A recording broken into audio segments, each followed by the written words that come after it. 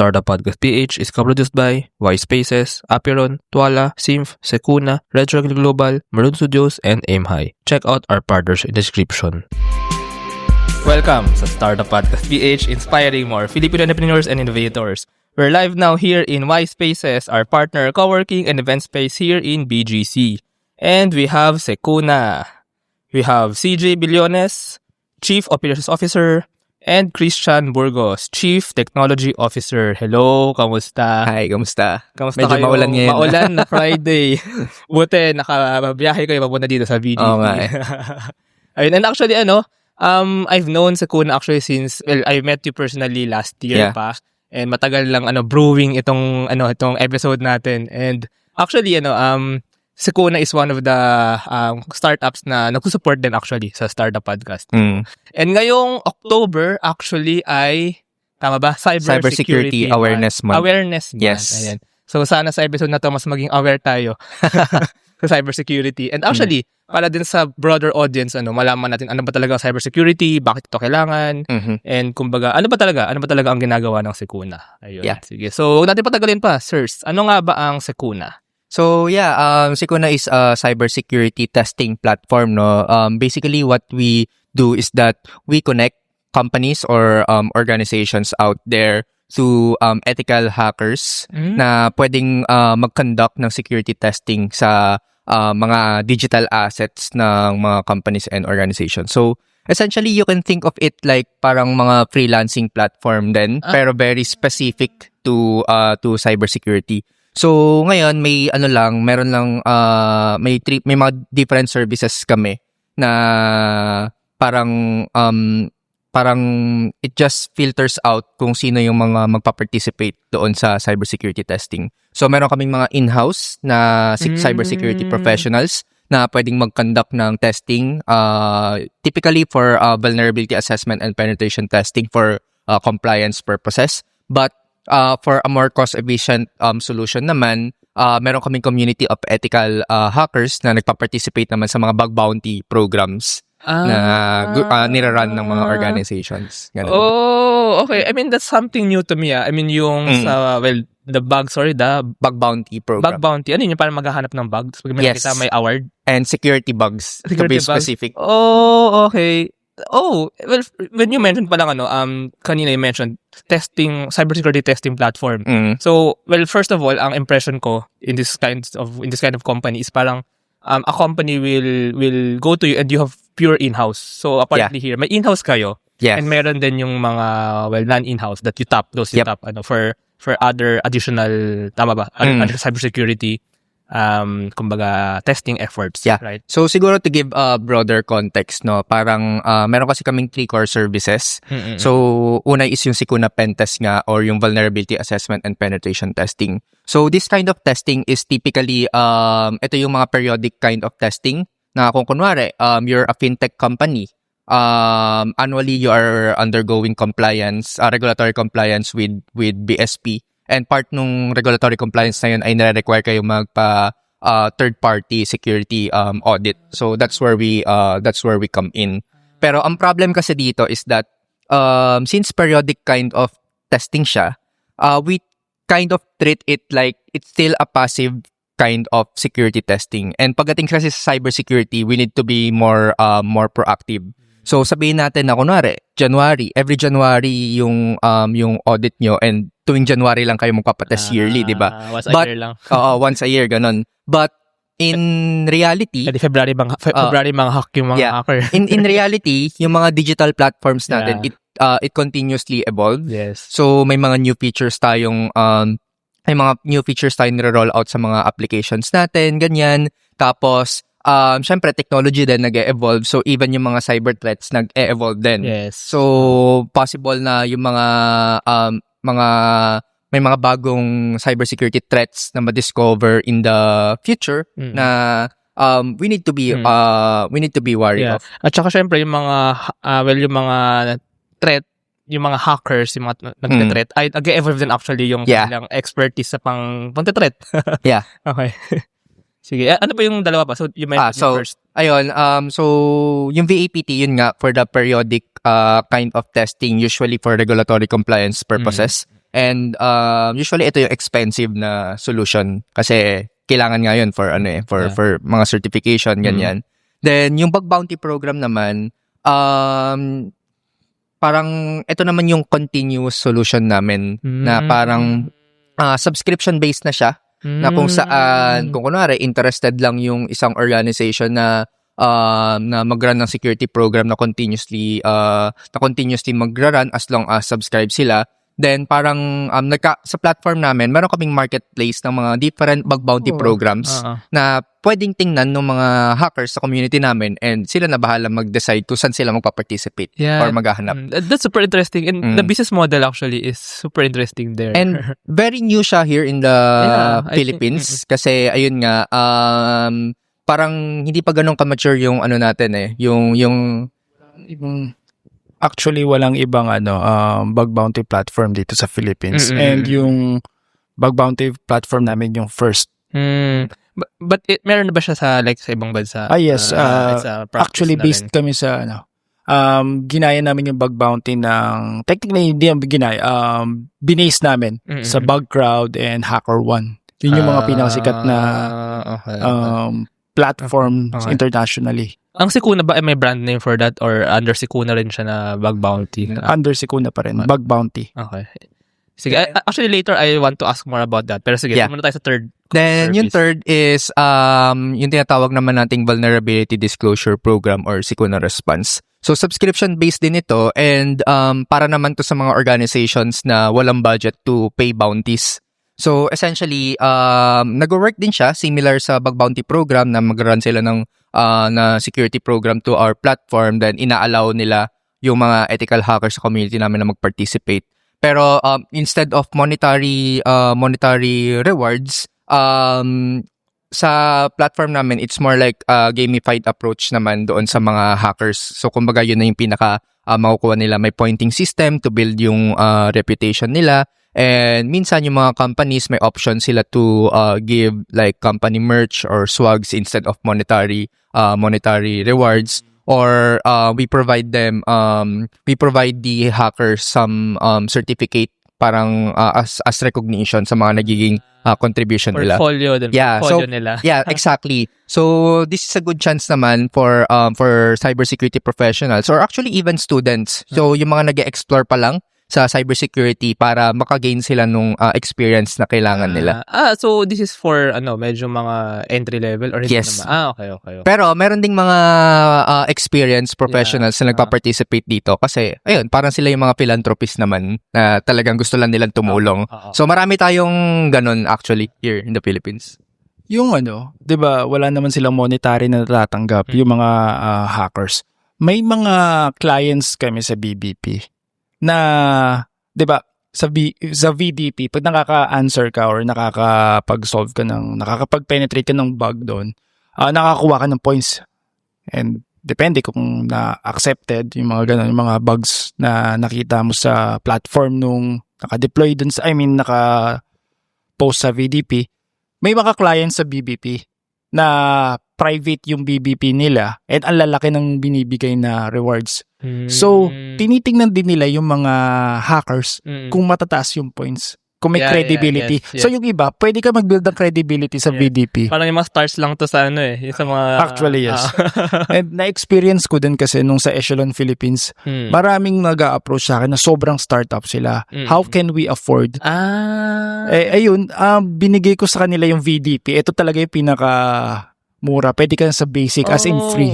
Tsaka ang galing talaga. Ang pinaka-amaze ako dito yung model nga yung business model. First yung sa bug bounty. Tsaka ito, pwede rin nga siya na I mean, correct me if I'm wrong, parang kunyari, entry levels can make their portfolio. Here nga, itaas yung stars. And then pwede rin siya maging parang pool of employees, tama ba? Ng mga gusto mag-hire in-house. Parang yung nagamit siya na resume para ma-build nga yung stars kanila. Yeah. Oh, I see. Ang galing Okay, that's super interesting. But anyway, sige, medyo balik lang tayo ng onti muna para mas clear lang. Cybersecurity. Sige, so linawin muna natin. Ano nga ba talagang cybersecurity? Kasi I think, medyo newish siya. So, parang yung pinaka, in a nutshell, tsaka yung parang talagang essence, ng cybersecurity. Ano ba talaga siya? bakit siya kailangan. Ayun. So let's be more broader na definition. In general terms, Yeah. ibig sabihin is everything na nasa internet. Okay. Kasi everything na nasa internet is unsafe. Mm-mm. So, It's public. public yan. Kahit sabi mong private yan, Yeah. kayang-kaya i-publicize yan ng hacker. So, dyan papasok yung services namin. Secure yung mga asset nyo sa cyberspace. Sige. I-analogy lang natin sa real life. Di ba sa real life, kunwari, meron kang kayamanan, meron kang pera, Yeah. tatago mo sa bangko or tatago sa safe, Yeah. or babakuran mo, ganyan. Ganun din bang cybersecurity in essence? Okay, sige.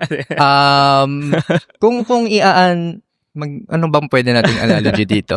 Yeah. So, siguro we could treat it na sabihin natin na yung mga digital assets natin, kunwari, mga websites, mobile applications, we could treat it like sabihin nating building per se. Okay. Yan, madami Tapos, building sa harap natin. Then, sa mga building na to, syempre, may mga users na pumapasok. Okay. Papasok ng building, Yeah. you mean. Okay. So ngayon, once na pumasok yung mga users na yun doon sa mga buildings na yun, so responsibility natin yung safety nila. okay. Di pa So sa context ng sa context na ng digital space, so yung mga users natin, nakukuha natin yung mga information nila, mga personal information nila, whether sensitive or non-sensitive, 'di ba?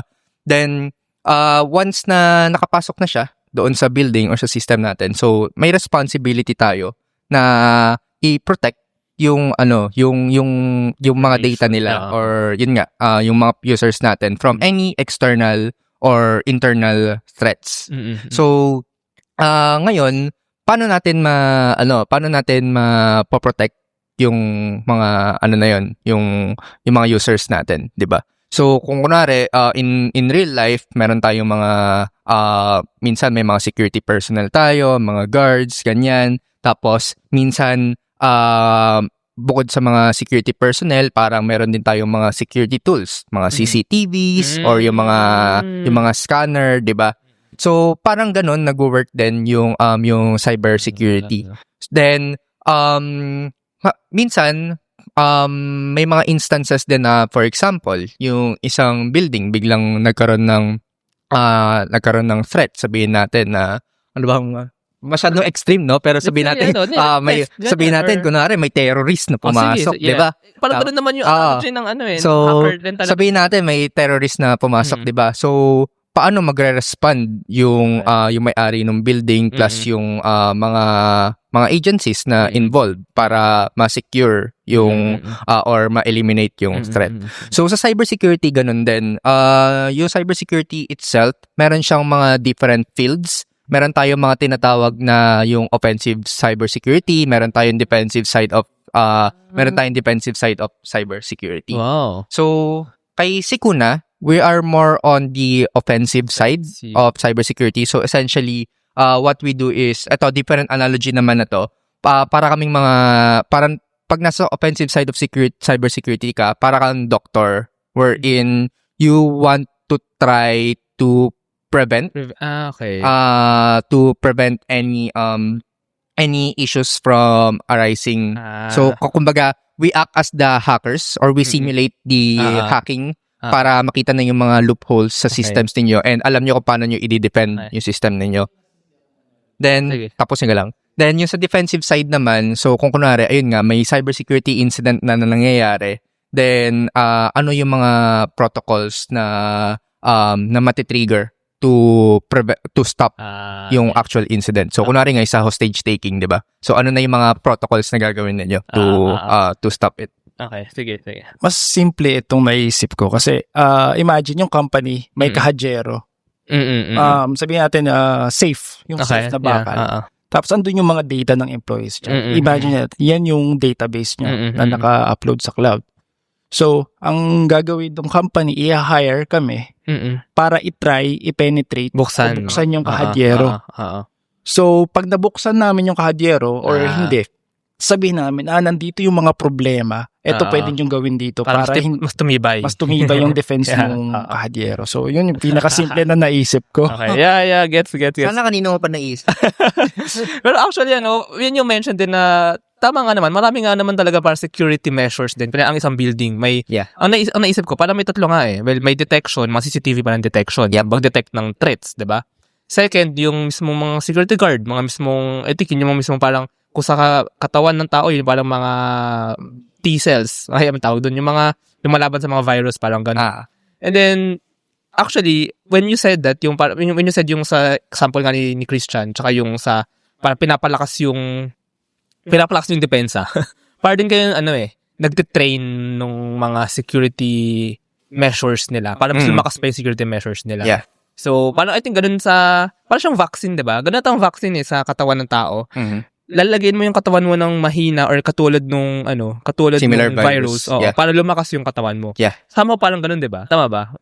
Essentially, yes. Parang ganun in a sense na parang nagpapatulong ka rin sa mga hackers to fight other hackers.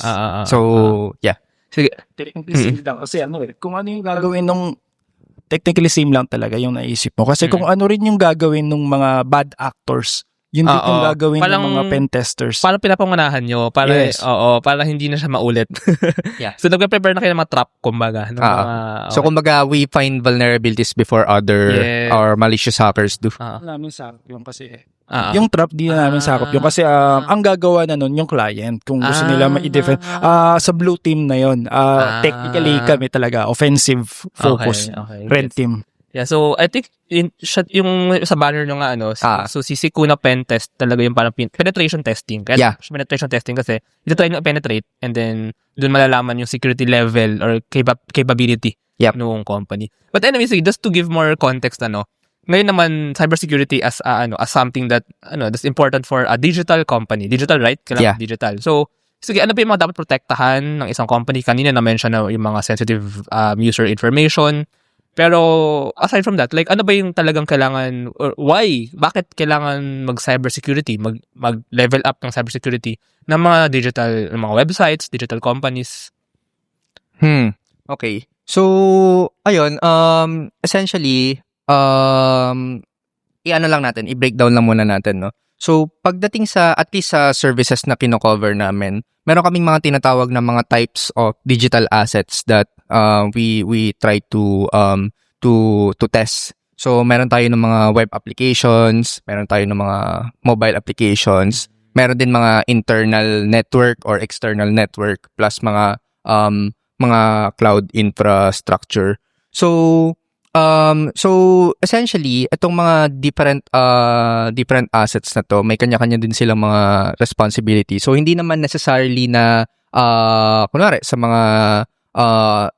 mga network, hindi naman necessarily na it involves yung mga user data ninyo. So yung network, most of the time, ito na yung parang infrastructure ninyo internally. And minsan, bago ka kasi makapasok doon sa kunwari sa what do you call this? Parang sabihin natin kunwari, isang office, may mga, kayo din yung nagpo-provide nung mga workstation ng mga employees, tapos hindi naman nila pwedeng ilabas yon. So, minsan, kahit yung mga physically, or yung mga physical equipments na nasa loob ng office na akala mo safe, pwede ring ma-penetrate yon. So, technically, hindi lang siya talaga digital. So, may ganun ng aspect din siya. You mean ba sorry, anong example nun sa digital? Yung, when you say mga workstation or yung mga kagamitan doon? Sa digital, yung mga na talaga mismo, like, mga accessible na sa internet or sa... You mean mga file? Ganun? Like, kunwari, website lang. Tapos, sabihin nating, may mga user credentials kayo, kailangan mag-log in. Okay, yeah. So, di ba kasi kapag nasa internet na yung isang website, parang maraming information ka na pinapasok doon per user para magamit yung particular service or website mo. So doon pa lang may mga sensitive information na from the users na napapasok or na But may iba naman kasi parang nag-ooperate sila locally. So meaning to say minsan yung mga data na kinukuha nila, depende sa operations to nung isang company, no? So, minsan may mga data sila na ini-store lang talaga nila locally, hindi napapublish sa internet. Then, possible kasi yun na parang magkaroon ng notion na since hindi naman nalalabas sa building na to yung mga data namin, then secured na. So, doon naman na pumapasok yung parang mga penetration through the network. So, ayun. So, basically, if a company na, kumbaga, on the public domain sa internet, nasa internet basically, want to protect information ng users, including login credentials, syempre, kasi pag nakuha yung login credentials, ma-hack na yung mismo, yung account mismo. And second, yung mga sensitive information nga, na nasa-store na doon sa website, doon sa aside from doon, or ano ba, mga syempre, especially, depende kasi sa website yan or depende sa kung anong type of platform, no? But, sabihin natin, mas pinagkaka-interesan ng mga bad actors here is any financial ba yan? mga financial. So, mga banking, e-wallets, or actually even not those, parang sabihin na lang natin na kunwari mga e-commerce lang din, yung mga kung saan nag-i-input ng mga credit card details, 'di ba? So yan kasi yung mga may init sa mata ng mga hackers kasi doon sila makakuha ng money. But for other websites na sabihin natin na wala naman kaming mga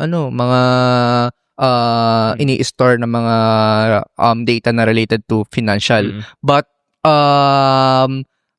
kahit mga sensitive information lang yan, like mga names, identity. Identity. Names, emails, it should be protected. Kasi pwede ring parang yung mga data na yon parang nagagamit din yun sa mga identity theft, sa mga scams. So, yun. So, sabihin na lang natin, kunwari, nung nag-COVID, di ba? Tapos, di ba, uso nun yung mga laging naglalog sa mga name, numbers. Tapos, di ba, napapansin natin na parang after nun, bigla ka nang makaka-receive ng mga kung ano-anong text. So, in the same way, ganun din pagdating sa mga digital platforms. Kaya dapat important na pinoprotect din natin yung mga kahit mga basic information ng mga users. They are treated as sensitive. And the thing is, kapag yung mga ganitong kind of data, kahit mga personal information lang yan na breach, malaki rin yung penalty pagdating sa National Privacy Commission. Kasi 'di ba meron tayong Data Privacy Act of 2012. So siguro hindi lang masyadong nakikita talaga sa news yung mga parang nagiging sanction. Pero kapag nagkakaroon ng mga data breach incidents, in an ideal scenario kasi parang yung mga or kapag ine-enforce ng NPC yung mga sanctions nila, parang per user yan may penalty. So it could reach millions. So kung startup ka, parang isang cybersecurity incident lang pwede kang bumagsak. Ganun siya. And may chance din masira yung pangalan ng business. Of course, siyempre. Mawawalan ng tiwala yung mga users mo. Actually, two things, I mean, kumbaga yung justification or kumbaga yung reason why startups even will want to, kumbaga, level up nga their cybersecurity. One, syempre, it's actually economic eh. It can be economic eh. Yep. Kasi if you risk those information, you're also risking penalties nga, well, actually, penalties. Tsaka, syempre, lubog. I mean, masakit yun sa, pag kumbaga nakuha yung information, it's, well, sige, number one, actually, number two, dapat economic eh. Number one, actually, as a user, you wouldn't trust a company or a website na parang delikado yung yung information mo. Parang when you were mentioning those nga kanina, parang natatakot nga ako kasi na-realize ko kung saan-saan ang website ko pinaglalagay mga ID ko. Yun. Picture ng ID. So, doon lahat na nanggagaling yung mga, kaya sa Facebook, meron yung mga, yung, kasi duplicate mo, tapos same na same yung Actually, makakita ka ng mga ganyan, parang mga Google Drive folder or like, if familiar ka sa GitHub. So, may mga GitHub repositories out there na lahat ng mga nakuwang mga ID, it's out there. Oo. So, black market ng meron talaga. So, may mga ganon na dark web. Dinadump nila yung mga sensitive information na nakukuha nila. Grabe. So, parang ano rin to tsaka parang responsibility din somehow ng isang company na para labanan yung ganung identity theft na kumbaga na ginagawa ng mga Nasa yung mga sinasabi ni CJ na mga dumps ng mga information na binibenta nila. Galing, binibenta yun ng mga bad actors sa dark web. Parang ads na nila. Galing yun sa mga previous breaches yun na nga naganap. Nung hindi pa masyado Grabe, talagang uso yung pagpapa-pentest. Parang biglang kinilabutan Fuck. Magandang fun fact lang din. So, before kasi background ko, bago ako pumasok sa Sikuna, I'm more on the software developer than software engineer. Then, although yes, may parang basic knowledge ako about cybersecurity nun. Parang nung pagpasok ko sa Sikuna, kasi yung then CEO namin, parang hacker din talaga siya. So, parang pagpasok ko sa Sikuna, pinakitaan niya agad ako na may tinatawag na OSINT. So, parang it's the more professional term of stalking. Tapos, apparently, ayun, may mga, napakita niya sa akin na may mga credentials ako na na-compromise sa pala. So, after nun, nagpalit talaga ako lahat ng password. So, ayun, parang, doon talaga. Galing na CEO pa. Shoutout nga ni CEO ng Sikuna. Actually, yung CEO na namin ngayon is si Jay Villarante. Then, yeah. Pero, grabe no. Tsaka actually, economic na talaga siya. It's an economic game kasi yun nga, yung mga bad actors, they actually sell those. So, they breach, nagdanakaw nga, pumapasok sa mga building, o yung parang analogy natin kanina, nag-hack ng mga website, kumukuha ng information, then they actually sell those. Yeah. So, economic din siya na parang, pipigilan mo yung pag-breach para, syempre, hihina yung industry nila. Nagpe-pay ka ng security. I think that's the same reason why nag-hire ng security guard yung mga building, Yeah. Pay ka for security and also pay parang kumbaga malolower mo yung economic damage sa'yo, yung parang risk of economic damage. So, it's also actually economic. But of course, syempre, ang higher kumbaga moral and kumbaga legal and ethical reason nito, syempre, we need to protect, of course, the information of our users. Yes. So, yun yung topmost naman talaga na dahilan. But anyway, sige. Just to be clear lang, kanina na-mention mo na yung services yung 3 core services ni Sikuna. Pero, sige, let's say I'm a startup, I'm a company. Now, I'm interested na to avail of Sikuna services. So, how does it happen? So, they go to you and you mentioned nga rin may periodic yung pen test, tama ba? Yeah. Is periodic. So, parang parang how does it work, kumbaga? Okay. So, for that, ayun, typically may clients kami na lalapit sa amin. And basta kapag may lumapit sa aming clients, we try to conduct a discovery call first. So, essentially, we need to find out kung ano ba yung specific needs nila. So, karamihan kasi talaga nag-i-start sila sa Sikuna Pentest or yung vulnerability assessment and penetration testing natin kasi... wait, sorry. If I may, butt in lang. You mentioned kasi kanina, di ba, na parang this is a requirement ng mga, yung mga fintech companies for BSP, for auditing, di ba? Yes. So, do they go to you ba because of that requirement? Or? Yes, typically ganun. Okay. So, ayun, inaalam namin kung meron silang parang yung need ba nila is for certification or for audit purposes. Okay. So, ayun, kung kunwari, kung mga fintech nga for BSP audit, may iba din yung mga nag-a-apply ng mga SOC 2 Type 2 or mga ISO 27001. Parang part din ng compliance na yon or pagkuha ng certifications na yun is yung third-party cybersecurity testing. So, kaya typically, yung mga first na pupunta talaga sa mga clients is for VAPT talaga or yung Sikuna Pentest kasi may ganong requirement, may ganong kind of requirement sila. But, for others naman na kumbaga gusto niyo lang talaga ma-start out yung pagkakaroon nyo ng proactive measures to cybersecurity even though na di nyo ini-aim yung mga ganong audit or certifications. Baka mga mga na-hack, mga na-breach dati. So and they want to be stronger. So pwede naman sila mag-start out through our subscription na programs, yung Sikuna Response or yung Sikuna Hunt or yung Bug Bounty. Sige. Okay. Sige. Actually, may free kami dun sa mga subscription-based namin. Although limited, ganun pa rin naman yung service. pero may mga limitations lang. Mm-mm. Pero kung talagang wala kang pera as a startup, Mm-mm. pwede ka mag-subscribe doon. Okay, that's super interesting. By the way, yung free version, wala ito yung parang for certification and for... Wala. so Sa parang VAPT security talaga yun. siya. Oh, actually, Kung kunwari, kasi typically, mga startups or SMEs, syempre, kasi we as a startup lang din, di ba? Parang galing din kami doon sa point na very limited yung resources and yung budget. So, it's a hard pill to swallow or it's really a harsh reality na pag startup ka, usually talaga yung focus ng budget mo ay napupunta sa R&D and marketing and sales. So, yung cybersecurity minsan nagiging afterthought lang or kapag minsan di mo talaga alam na kailangan mo pala talaga siya. So ngayon parang kami sa Sikuna, parang we can be or you can outsource muna yung cybersecurity testing nyo. Either yung in-house namin through the Sikuna Pentest nga, or yung community ng ethical hackers out there through our subscription our subscription-based services. Well, so, ganun siya nag-work. I like to comment lang, yung as a startup nga, Sikuna understands fellow startups. Yeah. Na on that sense nga, yung parang free subscription style na start muna there. Yep. And then maybe if they find out the need to maybe later on mas more tests or kailangan certification or auditing purposes, they go to the pen test. But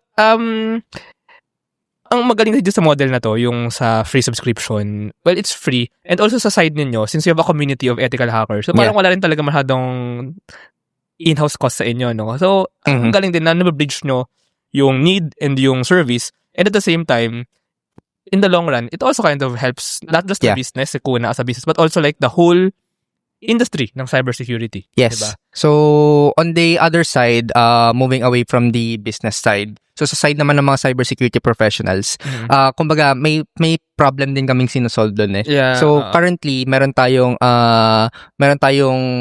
gap pagdating sa cybersecurity workforce. So, to become a cybersecurity professional kasi, parang training din wala siyang entry level, kumbaga. Okay. Maririnig mo 'yan sa mga sa mga cybersecurity forums. Parang in reality wala talaga entry level yung cybersecurity professional. Usually mga parang nag-shift din sila from kunwari nag-start muna sila sa as mga network engineers ganyan or mga system administrators. So and it takes a lot of time and money rin kasi to become a cybersecurity professional, parang kailangan mo rin ng mga certifications and expensive din yung mga yon. So, tapos on another note din, parang syempre, hacking, it's not really legal if you're going to do it na parang basta napagtripan mo lang na try ko nga i-test tong website na to. So ngayon, para dun sa mga gusto lang mag-build ng experience nila, kasi it's also yes, sabihin natin may mga learning modules out there na pwede mong i-start out or pwede mong aralin para makapag-build ka nung skill set mo. Iba pa rin yung na-apply mo, yung theory to an actual application. Yes. So ngayon, through our bug bounty program, sa vulnerability disclosure program, parang nabibigyan namin ng chance yung mga aspiring cybersecurity professionals to actually hack systems ng mga organizations na nasa platform namin ethically. Ethical. Oo. As long as kumbaga nabibigyan sila ng permission as long as they are going to follow yung mga guidelines or policies na sinet nung particular organization na nag-run ng program. So ganun siya. Kumbaga on one hand, napoprotect namin yung mga organizations and at the same time, on the other hand, napoprotect din namin yung mga hackers from any legal liabilities. Ito ang analogy niyan. Basically, para kayong school, para kayong master's program, para kayong internship somehow, internship na master's level, kumbaga. And ano din yan, capacity building capacity building for the larger cybersecurity workforce, tsaka parang credentials building for this. Kasi yun nga, may gap nga na after you study maybe computer science, software, IT, and then sa cybersecurity. So, ano yung parang step doon sa gitna na parang real life application, building of credentials. So parang master's level nga to somehow na na libre pa, 'di ba? Libre for them. And then rin, cybersecurity kumbaga service na rin for the companies. But anyway, sige, share ko lang din actually ang Startup Podcast magkakaroon na ng website na may mga accounts yung mga startups. So may information diyan And parang napaisip lang ako, sige kung kunwari ako, I will go to that free subscription. I will ipapaano ko yung website ko. Ano exactly yung mga kuha kong parang output? Like, do I get reports? Do I get, Yes, may dashboard doon na makikita mo yung mga reports. Free yan, di ba? Yeah, wow free. Naman. Wow, okay. Try mo muna. Sige, Free lang yeah. yun. And yun, pwede mo siya gawing protected. Whereas, ibig sabihin ng protected, kasi there are 3 kinds of programs sa VDP doon sa free natin. Yung private, of course, invite only. Mag-i-invite ka lang ng mga third-party pen testers. Protected, yung mga pen testers or hackers, ethical hackers, na KYC. Na KYC doon sa platform namin. Kasi naki-KYC din kami ng mga hackers. So, may magsasend sila ng ID nila, yung picture nila, may interview. Ethical hackers talaga. Ethical. Kasi wala tayong black hat doon. Yeah. So, ayun. Yung protected nga for invites protected yung mga na KYC lang yung makaka-join. Then private, invite only. Then public, anyone can join. Okay. So depende na sa yun kung sinong gusto mong invite. Makakapili ako.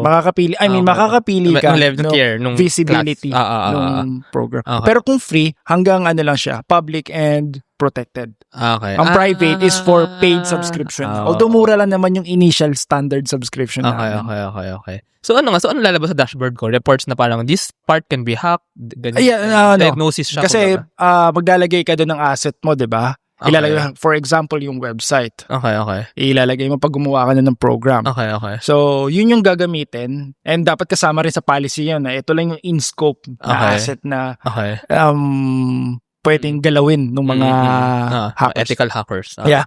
And yun lang din yung i-hack nila. And then, magsisend sila ng report dun sa platform. Tapos mag-review mo yung report. Okay. So, ito pala yung, makikita mo, ito pala yung naging problema. Tapos papakita niya dun kung paano niya ginawa yung penetration. Then, impact. Kung anong impact nun sa business mo. Or gano'ng karaming asset mo. Information yung mawawalan, yung mapapakawalan. Meron din siyang recommendation. Kung paano mo ano example ng recommendation? Sorry. I mean, ano example ng recommendation? For example, magpalit ba ako ng technical Iniisip ko yung layman's term. For example, may pwedeng nakitaan ka ng critical SQL injection. Okay. So kung SQL injection, papakita niya paano niya ginawa. Wala kang validation sa mga input data, sa mga inputs mo. I-recommend niya na maglagay ka ng validation. Okay. Sige, iniisip ko lang kasi kung ako nga, I said gagawa ko ng website and even other startups. Usually naman I'm not sure, correct me if I'm wrong. Parang ito mga to gumagamit ng mga third-party website creators. Like Shopify. O mga ganun, yes. WordPress. Or actually ako I use a no-code website builder called Spread Simple. Anyway, para siyang hindi. Gusto ko lang sabihin, startup din yun pero hindi Filipino. Anyway, parang yung mga Wix, yung mga WordPress, ganun. CMS nga, yes. So that recommendation, how can I apply if wala akong, kasi ako wala akong talagang actually skill for website development compared sa startup na meron, maybe they can act on that recommendation. Pero yung mga tulad kong startup, mga startups na like this na gumagamit ng parang third party. CMS. Covered natin yun sa assets natin, yung CMS, di ba? Usually naman, kapag ganyan gumagamit ng mga third party, minsan kasi, sabihin natin yes, no code siya, wala kang ginagawang any technical. Pero, at the very least, parang minsan may mga configurations yan na kailangan mo lang i-set. So, minsan kasi, mga ganun mong vulnerabilities is mga misconfigurations lang. Okay. So, that's part of it. Yeah. So, pwede ko sabihin sa, dun sa website builder, dun sa company mismo. Okay, interesting. Okay, sige. Sorry, last question before we go sa stories ni Sekuna. How do you get those, if it's okay to ask, those community of ethical hackers? And all over the Philippines ba yan? Yung... Yeah. So, yung community of ethical hackers namin, it's international naman. Oh. So, yes, karamihan is here in the Philippines Oo. kasi local born nga si Kuna. Mm. Pero marami ding mga nagsisign up from other countries. Mm. So, the way we get these ethical hackers is first, of course, very active kami sa pag-promote din nung social media presence namin. So, meron din group dyan, yung tinatawag nating Philippine IT Security Forums. Mm. So, ayun, doon namin nakikita yung mga hackers namin. Then, nagiging active din kami ngayon sa pag-reach out sa mga universities, mga schools, to convert yung mga talent. So, we attend mga events, ganyan. And we try to inspire those students nga na may ganitong path sa ComSci or sa ComSci to. sa ComSci or IT na hopefully maging interested sila. And ayun, parang they can test out. So wala pang BS Cybersecurity or something like that. actually meron. Meron ba? Sa St. Paul University sa Tugigaraw, kasi andun yung may kilala ako doon. May mga specialization sila pagdating mo ng third year. Pero ComSci pa rin siya. IT and ComSci. Okay, So, okay. pag IT kasi yung kilala ko doon. Ang specialization niya web, pero pinapili siya cybersecurity web interesting. and network. Oo. That's good. That's good. Tapos may, alam ko, parang may mga other universities or schools din na meron. Like, kunwari, Holy Angel University yata, meron din. Pampanga. Tapos sa UP naman, ganun din, may din sa UP na parang pagdating mo ng fourth year, may lab na cybersecurity group. Okay. So, specialization din siya. Okay. Pero, ayun, pero lahat naman, at least yung sa time ko, part naman ng curriculum namin yung may intro to cybersecurity din. Pero yung pinaka-dive deep talaga na doon ka na mag-i-specialize. Ayun yung minsan nagiging after na talaga. Yeah, kasi I think iba yung iba yung certificate talaga na BS Cybersecurity or talaga major in cybersecurity. Iba yung ganun eh. Mag-i-invest ka din talaga like after parang separate sa degree mo. Yes, mag-i-invest ka rin talaga sa mga different cybersecurity certifications. Well, maybe it's time nga since it's cybersecurity awareness month this month, so mas palawakin natin na maybe baka industry siya eh. It's an economic industry eh. Yep. Not just economic actually, it's an industry talaga. It's something talaga na nangyayari. So more than awareness, baka nga meron mga magawa pang mga ganitong effort for the whole cybersecurity industry.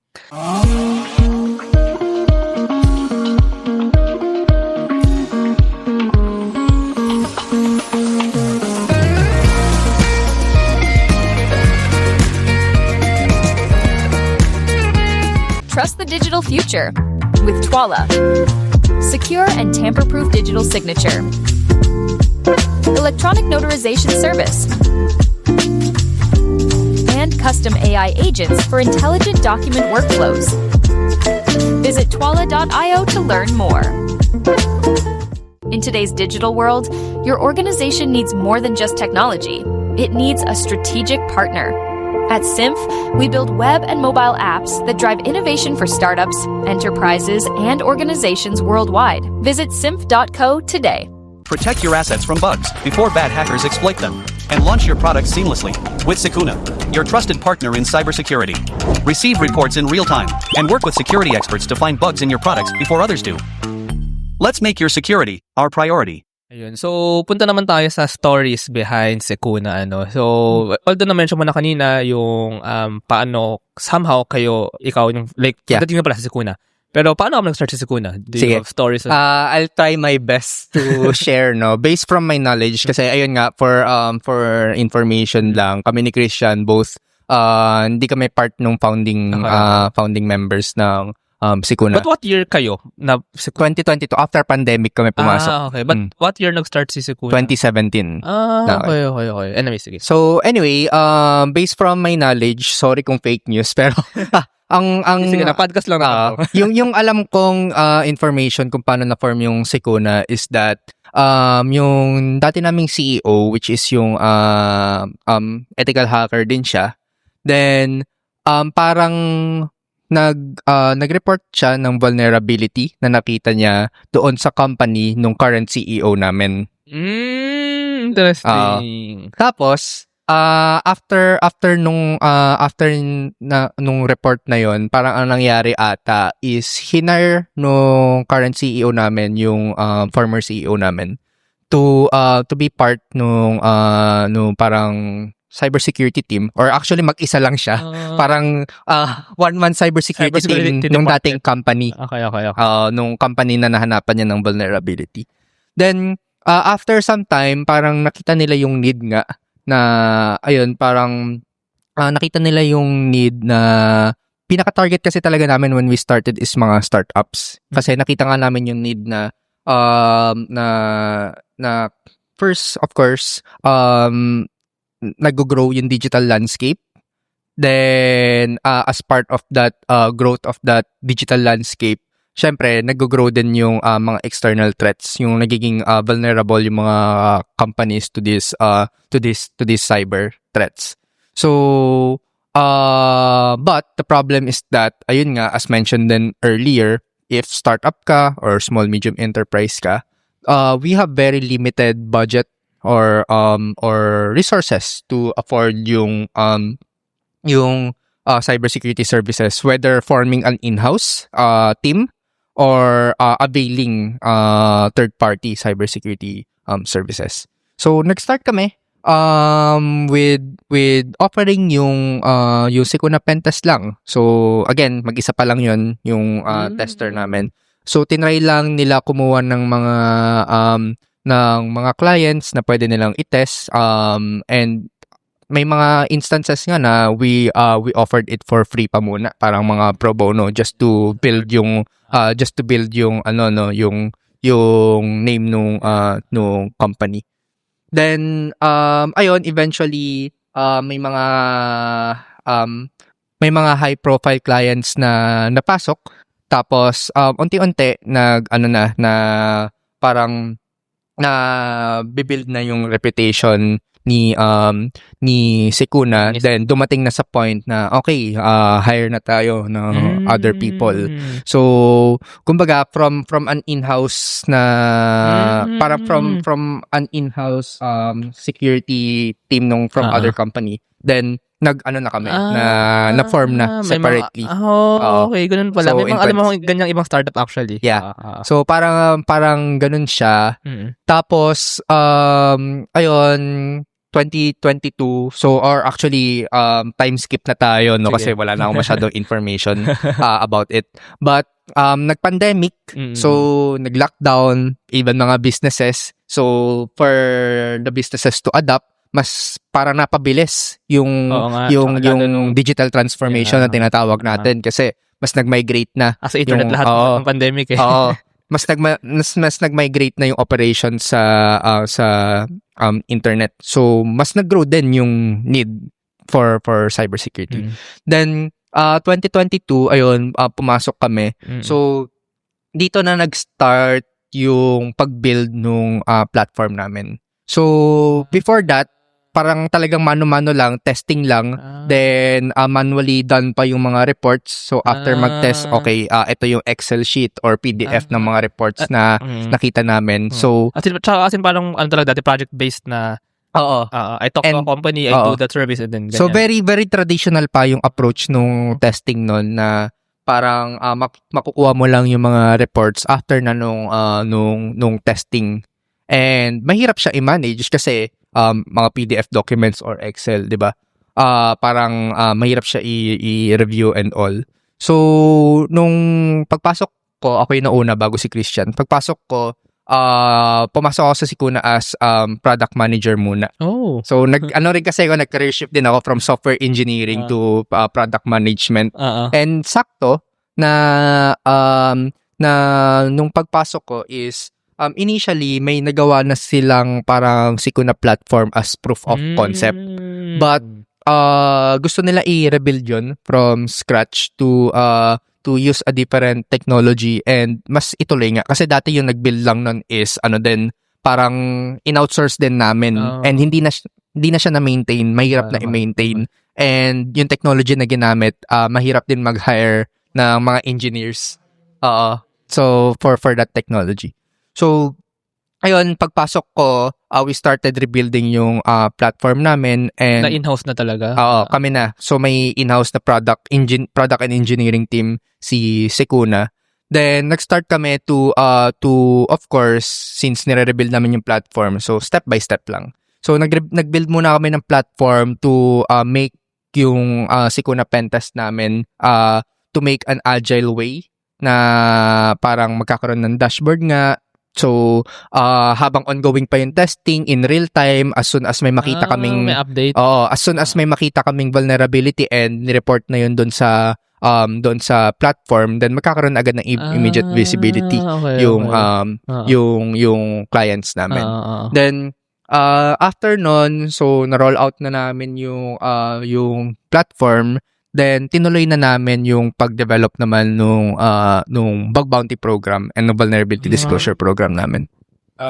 Basically, dineploy na muna namin yung VAPT, which is yung yun yung nagbibigay sa amin ng kita. Yeah. And ayun, fun fact lang din. So, may idea ka ba bakit Sekuna? I think nabanggit mo sa akin to nung una kong interview Laalala mo ba? sa Philippine Startup Week. Of course, lahat ng interview sa podcast nasa puso ko yan. So, already shape pa lang sa Sekuna no logo, 'di ba? Tama 'di ba? Una, parang security first. Yes. So, alala Ayun, ko. laalala. Siyempre. Very nice. So, ayun, essentially, Sekuna is a combination nga ng two words. So, Sec, representing security, and Una, as in Filipino word siya ng first or number one. So, basically, what we are trying to champion is that we want security to be not an afterthought, but instead become one or the first priority din ng mga organizations, kaya security first. So kaya para mag-align lang din dun sa parang tagline namin, kaya din namin binild yung platform kasi it helps us streamline yung process nga na syempre kung kunwari nagkakandak na kami ng testing, day one pa lang may nakita na kaming vulnerability, sabihin natin critical yun. So as much as possible, gusto na naming malaman yun ng clients namin para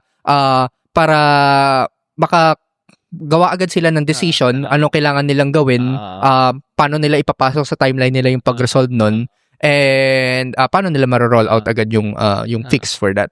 Tama, ang So, galing. ganun. Sekuna, una talaga. Sekuna. Galing. Parang proactive nga, kung bakit Yes. sabihin. Proactive na nagpa-provide ng defense or ng security. Pero ang galing nung actually, startup story ito na nag-start nga from 2017. Although may iba clients, yun yung parang validation stage ito Product market fit actually, di ba? Maybe parang those 4 or 5 years, no?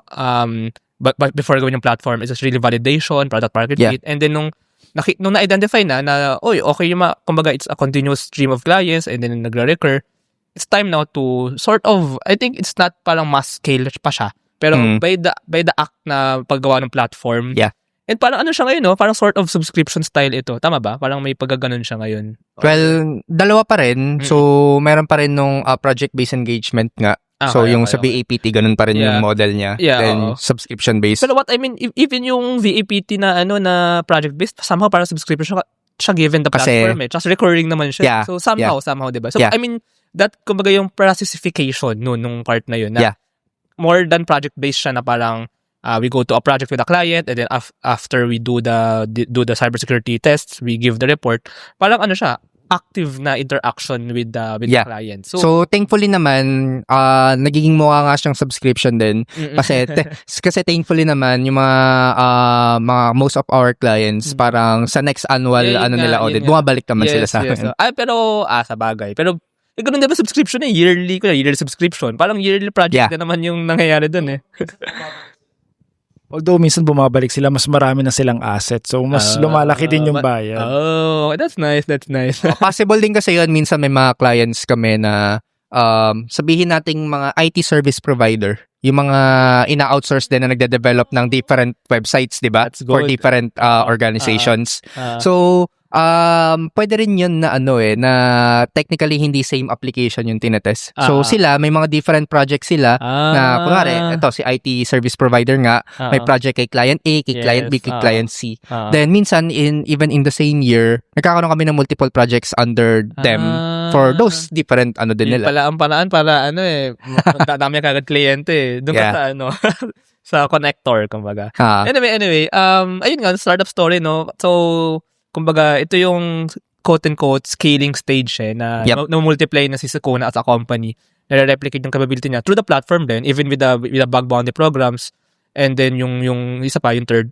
So, mas na isang entity lang siya, Sukuna as a company, pero na-multiply nga yung bibigay niyang service sa mas maraming mga clients.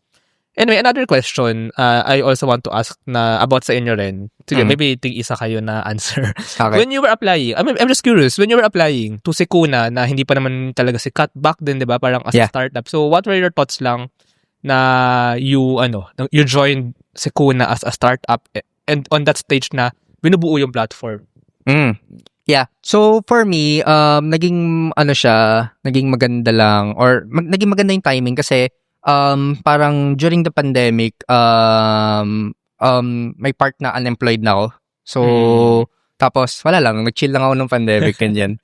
Then, nagkataon lang, so, into gaming ako nun, tapos may ginawa akong Discord group. Tapos may isang employee si Sukuna, penetration tester siya, na nagsabi may opening sila for ganyan. And sumakto talaga yon na may opening sila for product manager and saktong I'm planning to career shift sa product management nga. Okay. Then, okay, sabi ko, tinry ko muna.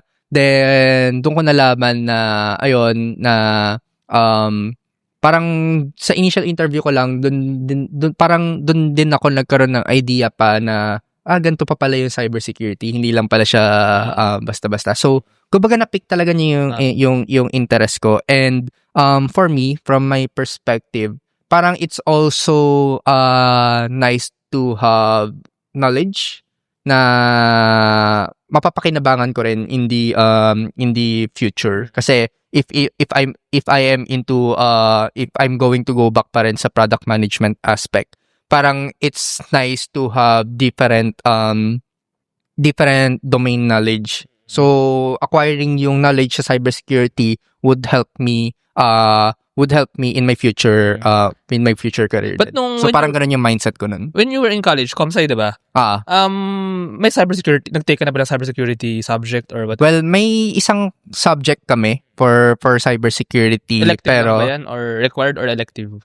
Required naman siya. Oh. Pero yung naging specialization ko nung fourth year is computer vision and machine intelligence group namin, which is AI. AI. Pero ngayon medyo din ako na ako doon, nakalihis. Okay. Ayoko na pag-usapan kung may AI x cybersecurity. Wag na yun. Next time na yun. For next time, yes. Sige, ikaw naman. Parang lang, yun din, thoughts mo on when you were applying to a startup. Kasi, why I want to ask this? Kasi, most people think na pag startup founder na yun diretso marami mga startup. Even ako actually, I work for a startup now, hindi ako founder. I mean, and it's normal. It's okay. You can, parang similar pa rin siya. Although may pinakaiba nga, yung culture, somehow, structure sa startup, but, ayun, I mean, the startup world, kumbaga, hindi na siya founder. So, you can actually apply and join as a product manager, for example. Or, sige, ikwento mo naman. Initially, nag-apply ako sa Sukuna. Nakita ko siya sa LinkedIn. Hindi talaga CTO in-applyan ko. Software engineer lang talaga. And yun. And after ko mag-apply doon, dito sa Sukuna, natanggap naman ako after 2 days. Bilis lang eh. Oh. Then after a week, nag-resign yung CTO. Oh, wow. Wow, grabe Well, hindi ko ina-expect. Ayoko sung una. Pero no choice. Sabi nga naman nila yung mga dapat maging leaders is yung mga ayaw nila.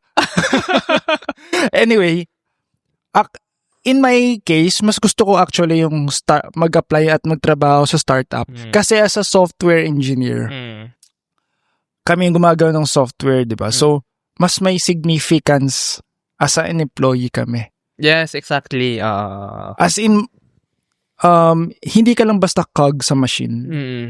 ikaw isa-isa ka sa mga paa. Yes, ng yes, table. exactly. Kaya mas gusto ako, Mm-mm. if ever, in the future, kung mag-apply man ako ng ibang trabaho, Mm. it's either mag-i-start ako ng own startup ko, or sa startup pa rin ako, magko-co-founder ako. Exactly.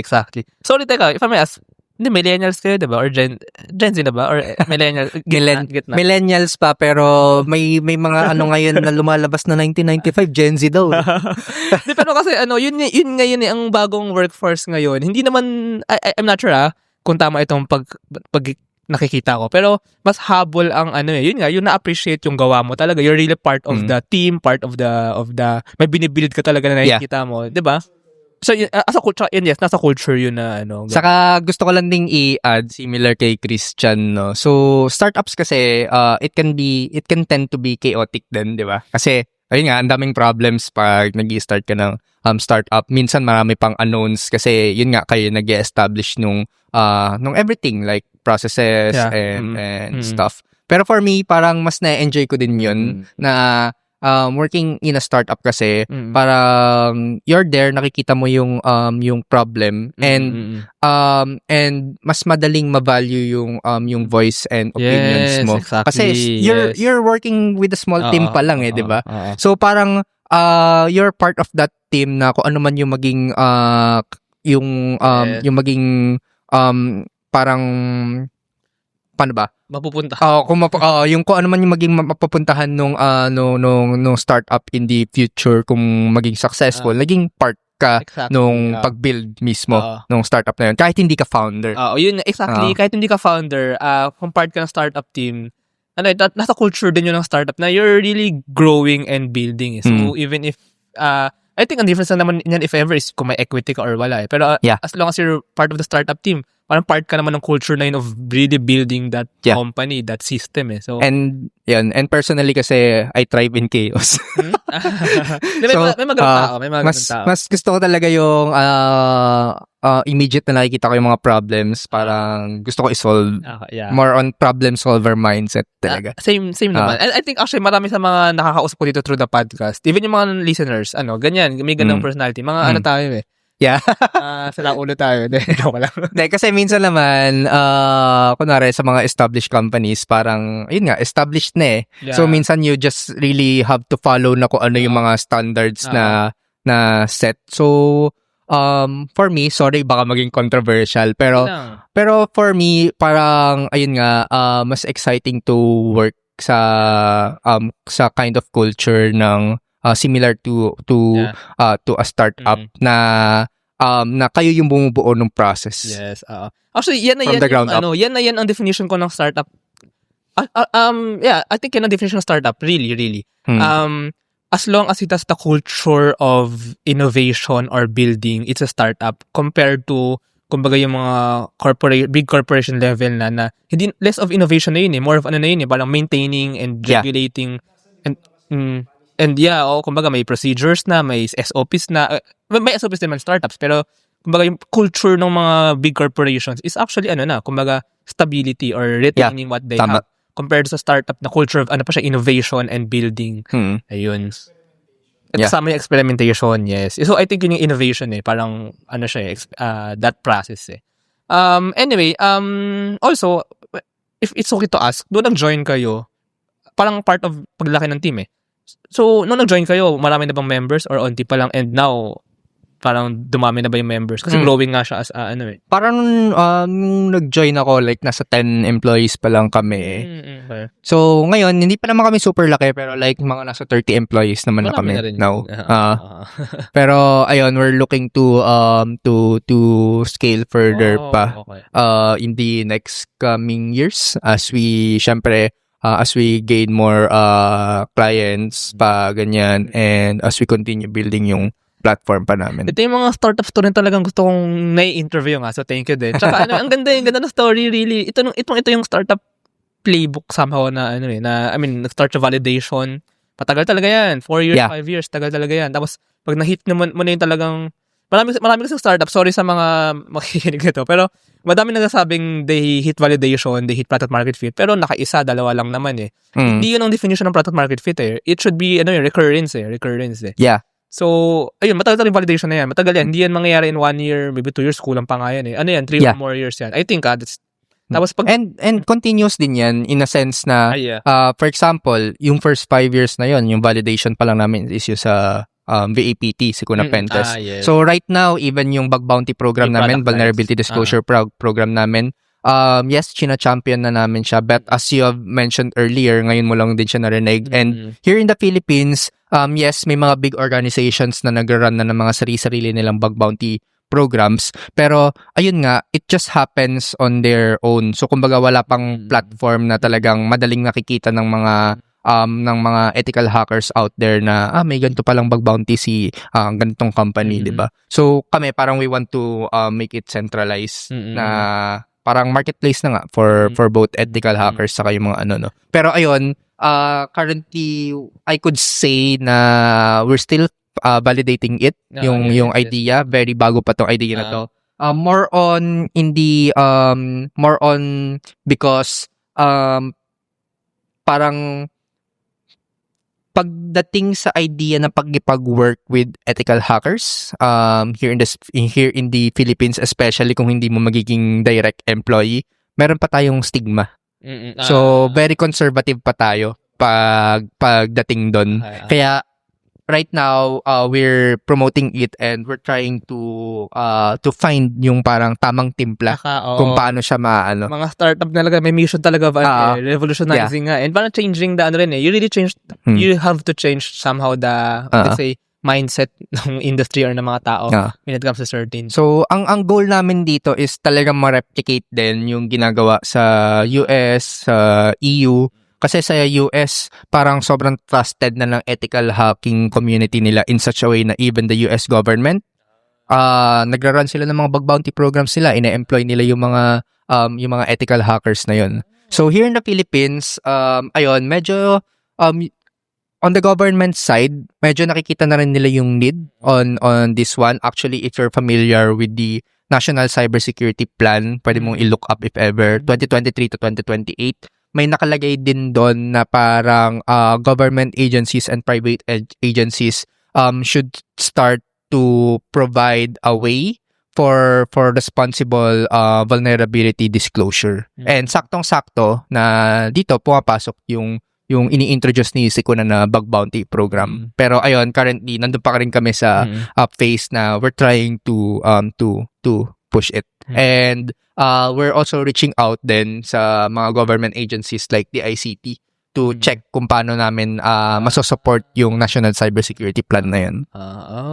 Okay. More clients. Tsaka, yun din, hindi, ano siya eh, sige, more clients, but also larger, framework. I mean, let's admit it, as a business, that's actually a good strategy din eh, somehow. Pero, it's a need din naman talaga na dapat mangyari eh. Pag naging customer mo kasi ang government, tuloy-tuloy yan eh. Cash na level yan. Kahit sabihin natin mas malaki sila manghingi ng discount, pero mas magiging regular sila. Saka hindi lang naman isang government sangay ng gobyerno. Pwede pa mga LGU. Yes. Yung mga Pero, I mean, mahabang pala, may mga bidding stage pa dyan. Saka ang maganda niyan, pag nagkaroon ng dapat ng batas, batas na requirements na maging required talaga kahit hindi kayo fintech na magkaroon ng auditing certificates. Certifications. Yes. Actually, that's actually a business model for some. Kumbaga, sumabay sa regulations or mga policies ng government. Ayoko lang sabihin eh. Siguro may i-quote lang din ako kasi sakto parang just last week or 2 weeks ago kakatapos lang nung parang annual hacking, popular na hacking conference na here in the Philippines, yung tinatawag nating RootCon. And one of the guest speakers din doon is si DICT Secretary Henry Aguda, no? And doon sa isang slide niya, parang sinabi niya dito na, ayun, hackers are not the enemy. Parang kayo ang immune system ng digital nation, di ba? So baka nakita nyo rin yun na post online. So, ayun, hack hard, hack smart, hack for the nation. Let's defend the Philippines together. So, we really want to tap yung mga organizations na parang trust the ethical hacking community here in the Philippines. Maraming ethical hackers out. Sabihin natin, yes, maraming mga masasamang hackers out there, but marami ding mga ethical hackers na very willing makipag-cooperate and tumulong sa organizations, whether private or government Yeah, agencies. at the end of the day, hacking is a tool. It can be used by bad actors. It can be used for defense, for Yes. good purposes. So, pili ka na lang. Ano. But I hope doon tayo sa good. Yeah. But even if somehow, maybe larger philosophical lang. I mean, yung mga bad act, parang virus nga sa biology, sa buhay. Pinapalakas tayo ng mga yan eh. So, Yeah. kumbaga, it's a dynamic. It's a Yeah. dynamic.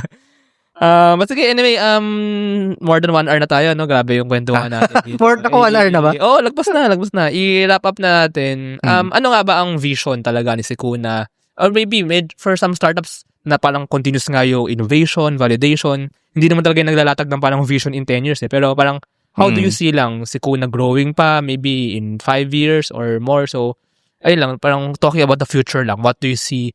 Maybe yung binanggit nyo nga kanina na maybe Sikuna is, kumbaga, client ang government, maybe national level talaga yung scale, but yeah.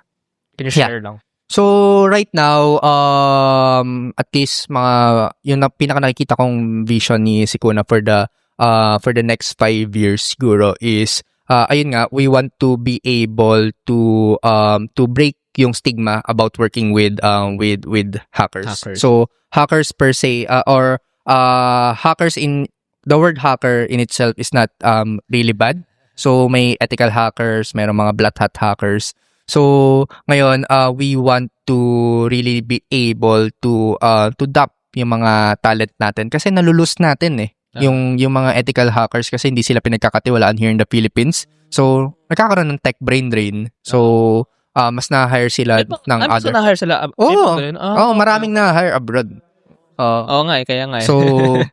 So that's one thing. So gusto naming ma-break nga yung stigma and mas ma-establish yung trust between the ethical hacker community here in the Philippines and the organizations. Then in yung longer vision namin, of course, as we continue developing yung platform namin. So right now we're just offering 3 core services.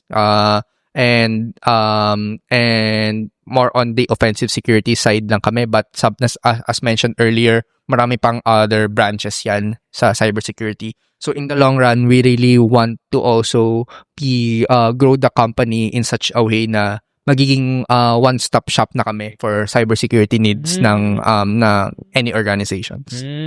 One-stop shop. That's the goal. Ayun. Okay. Wala, similar naman tayo na vision. Pero to be specific, ang nakikita ko sa future, madadagdagan tayo ng mga other services na under cybersecurity pa rin. Like, for example, yung incident response, wala tayo nun. Minsan kasi may mga clients sa Echelon Philippines, ang dami nagtatanong, meron ba incident response? Wala. Tsaka baka mga alam nila kasi maybe other, foreign cybersecurity companies parang parang yung bag-bounty na, diba? So, kung dadalhin nyo dito. Yes, ang kala nila in-offer natin is blue teaming, is yung parang ide-defend yung mga asset nila. So kami nagde-defend through red teaming, through offensive security. Pero yun, ang hanap nila, blue team, which is yung talagang technically de-defend yung asset nila. And incident response, paano pag may nangyaring masama? Paano pati yung forensics? Wala kami nun. Dami na to. Pero sa future, malay mo, hindi natin alam.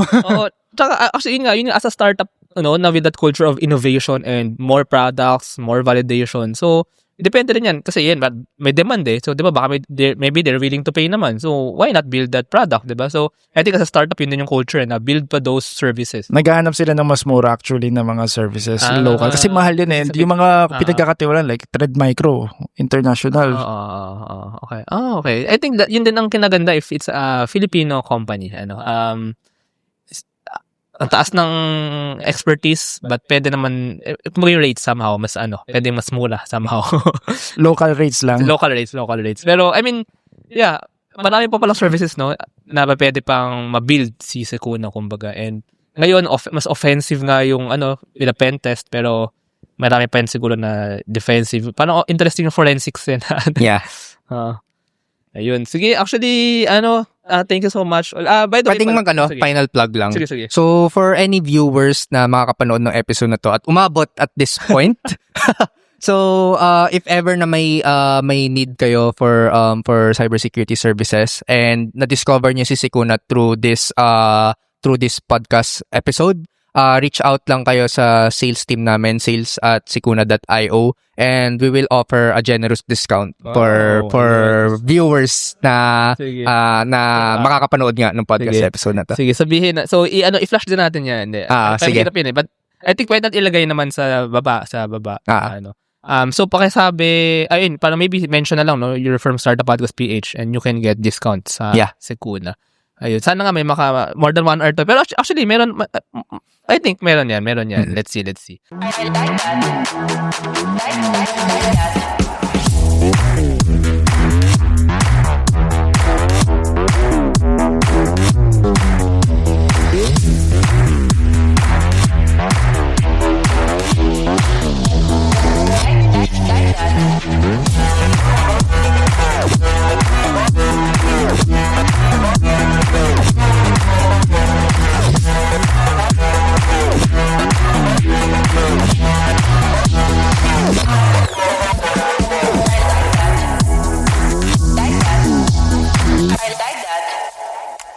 Introducing Aim High. Smarter construction management starts here.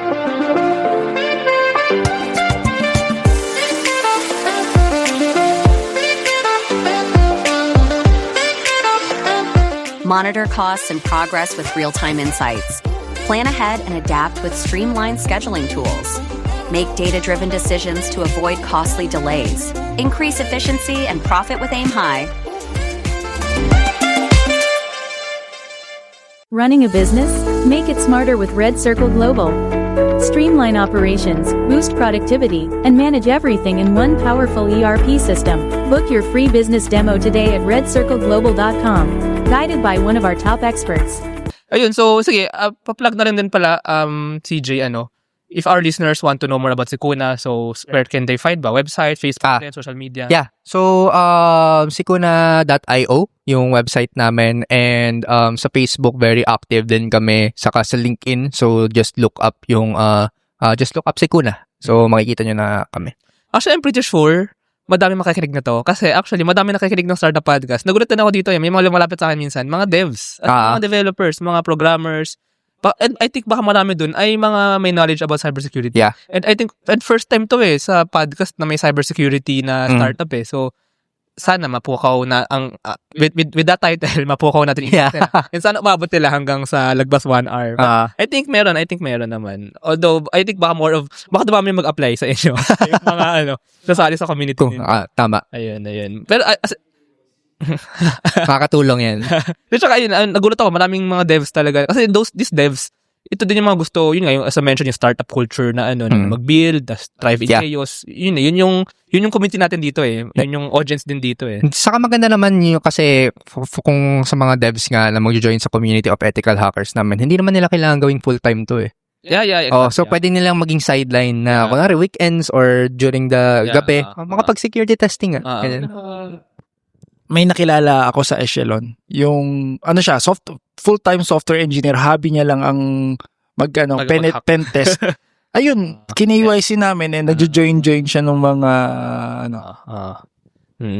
Speaking of Echelon pala, so actually, guys, nabisita ko rin kayo sa booth ninyo nung Echelon. Last month lang yun. Yeah, last month. And if ever nga baka may startup dyan na nakikinig or any company na interested sa cybersecurity services, so approach Sikuna. Actually, may mga iba na may mga nakikinig na mga mga, nagulat nga ako as in mga random foreign company. Na may mga nakikinig. Actually, feeling ko di sila nakikinig, pero in titles lang. So, may mga nilalapit na sila, na may interview na nilalapitan nila. Nagiging client. So, ayun, sana magawa natin din yun for Sikuna. Nice. Ayun, so thank you so much again, CJ and Christian, sa episode na to. Napakagandang kwentuhan. Very, very, actually, saya. Tsaka very, knowledgeable. Hintayin na lang natin ng part 2. Wow. Sige, part 2 tayo. Yes, of course. Magka-part 2 tayo. We can do that next year. Ayun, thank you so much. And salamat. Thanks. Bye. Thank you very much to our 61 patrons. This episode is super powered by AskLexPage Academy, our official e-learning partner. Get certifications on Lean Six Sigma, project management, data science, and more. Argum AI. Make smarter decisions by presenting both sides of an issue as argued by 2 distinct AI models. Pixel by ePlayment. Turn content into opportunity, grow deeper connections, and earn more. Only with Pixel. Sign up at pixel.eplayment.co. School of Profits. Filipino-led community for aspiring freelancers, VAs, agency builders, and online earners. Built to help you start, grow, and earn online together. Founders Launchpad, our ecosystem partner. Early stage accelerator providing venture capital funding, operational support, and mentorship. Hire Business Solutions. Provider of the most configurable cloud-based payroll system in the Philippines. Agile Data Solutions. The Philippines' fastest growing market insights tech company with its data gathering platform, Hustle PH. Smile Checks. Streamline hiring and onboarding with automated background checks. Cloud CFO, cloud accounting service provider for businesses ready to grow. Cloverly Tech, all-in-one digital platform for property developers. Body Beaties, accessible and personalized diabetes self-management application. HKB Digital Services, tech-based business tools including payroll, ticketing, and loyalty rewards. Hyperstocks, digital banking enabler for rural and thrift banks. One CFO, CFO services, bookkeeping and tax, and payroll processing for startups and small businesses. Unawa, driving digital transformation with secure, legally enforceable electronic signatures and robust AML compliance. SchoolTech, all-in-one AI integrated school and learning management system. Better Support, a Manila-based BPO company. They have a referral program for people who can bring in new clients. You might know a Western-based business that needs better support. Britanna, enterprise-grade ERP solution that fits the small and medium business budget. Wonder Brand, data science-driven brand strategy and design for emerging markets. East Point Business Outsourcing Services, one-stop shop for streamlined business solutions for MSMEs such as business registration, bookkeeping, and more. DiviCode Technologies Incorporated, IT solutions specializing in software development, blockchain smart contracts, digital wallets, and cybersecurity. NutriCoach, personalized nutrition and wellness programs for you. This episode is powered by Stugbodok, JIA Engineering Solutions, Alcacon Aquafeeds 1Alj, Grey Wolf Technologies Philippines, Pareto Consulting, Jure.ph, Big Giant Games, Pahatid PH, Wistless PH, Tech Tribe, Yay, Uplift Code Camp, Board Prep, Dohe Philippines, Edfolio, Hive Rooms, Sirius MD. Support the podcast through the links in the description.